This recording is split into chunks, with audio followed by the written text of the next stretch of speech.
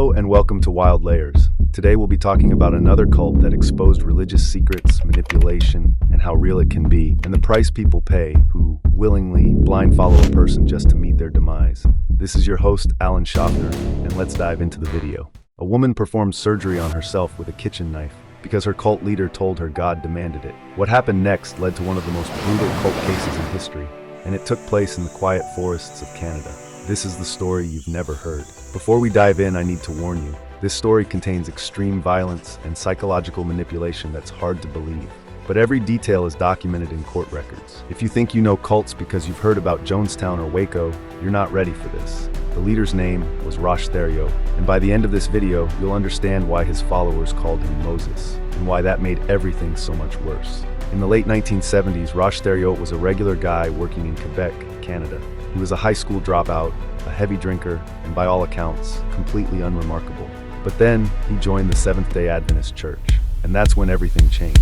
Theriault became obsessed with the Bible, specifically the Apocalypse. He started having visions that the world would end in February 1979. He convinced a small group of followers that he was a prophet sent by God to save them. When the Adventist Church kicked him out for his extreme beliefs, Theriault didn't stop. Instead, he took his followers deeper. He renamed himself Moses and called his group the Ant Hill Kids, claiming they needed to work as hard as ants to prepare for the end times. In 1977, he moved 9 adults and their children to a remote commune in the Gaspé Peninsula, Quebec. No electricity, no running water, completely isolated from the outside world.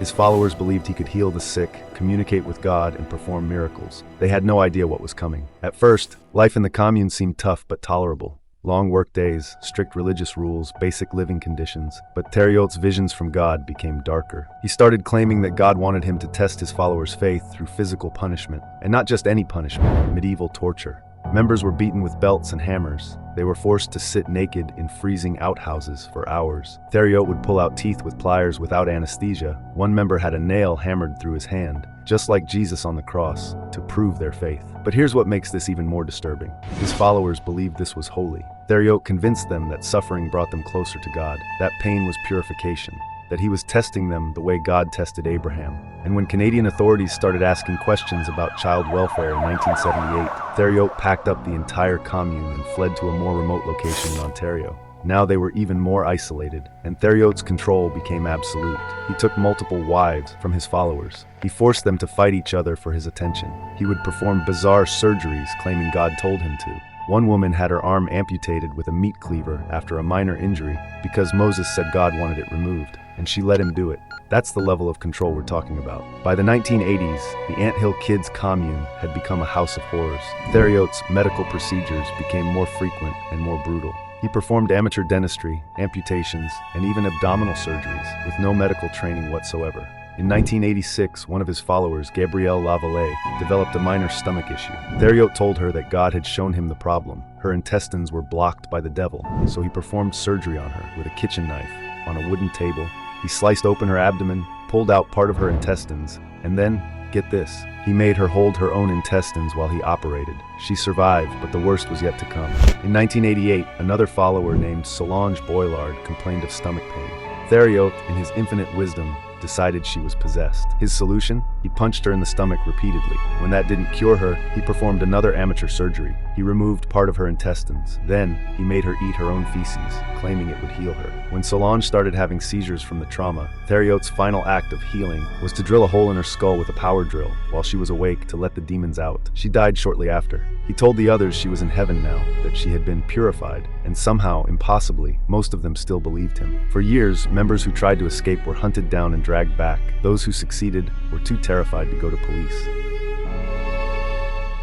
But in 1989, Gabrielle Lavallée, the woman who had been forced to hold her own intestines, finally broke free. She walked into a hospital in Quebec, lifted her shirt, and showed doctors the horrific scars covering her body. She was missing fingers. Her abdomen was a mess of crude surgical scars. When she told them what happened, they immediately called the police. Theriault was arrested in 1989 and charged with murder. During the trial, the full scope of the horror came out. Testimonies revealed routine beatings and torture, forced cannibalism, members were made to eat parts of Solange's body, children being subjected to abuse and witnessing unspeakable violence, a community living in constant terror, believing their suffering was was divine. In 1993, Roch Theriault was convicted of second-degree murder and sentenced to life in prison. But even behind bars, some of his former followers still wrote to him, still believed he was a prophet. The psychological control was that deep. In 2011, Theriault was killed in prison by his cellmate, stabbed to death in his cell. Today, survivors of the Anthill Kids are still dealing with the trauma. Gabrielle Lavallée, the woman who finally escaped, wrote a book about her experience called L'Alliance de la Brebis, the Alliance of the Sheep.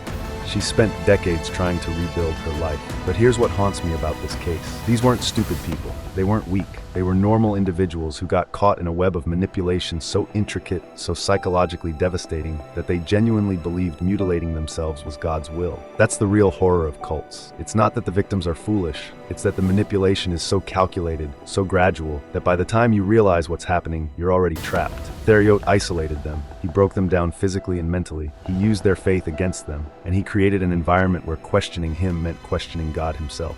If this story disturbed you, good, it should. These cases need to be remembered so we can recognize the warning signs: isolation, absolute authority, punishment disguised as love, and the slow erosion of personal identity.